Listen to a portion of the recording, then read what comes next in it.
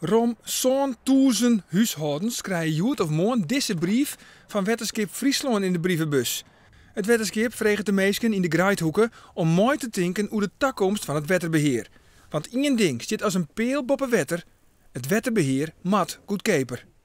Kernvraag is inderdaad van wat is met u allen hier in Friesland het wetterbeheer en alles wat daarmee annex is, wurg. In de Greithoeken staan meer dan 220 gemalen. Een soort van die gemalen bin onvervanging ta. Een behoorlijke financiële operatie. Tel daarbij op dat het Wetterskip al een schuld had van zo'n 350 miljoen euro en je begrijpt de noodzaak van de bezuinigings. Peet Sterkenburg van de boerenorganisatie LTO Noord had wel een paar ideeën om te bezuinigen.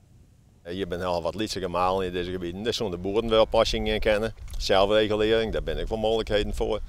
En hier daar zou ik wel eens een opveert zo sluiten willen kennen.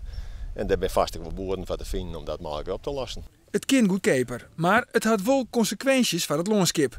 Het Frieske Geer wilde net graag meepraten in de discussie als belangenbehartiger van natuur en loonskip om er in elk geval van te zwartjen dat Friesland bioot.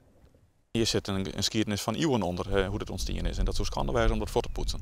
Hoe zat dan een loonskip in het meest rigoureuze geval, hoe zat dat er dan uit? Nou, riem maar even door de Noordoostpolder heen en dat zal het beeld aanwijzen, denk ik. In de Greithoeken rint nou dit proefproject om de inwoners bij de discussie te beloeken. Is dit een succes, dan wordt deze werkwijze ook op oren plakken broekt.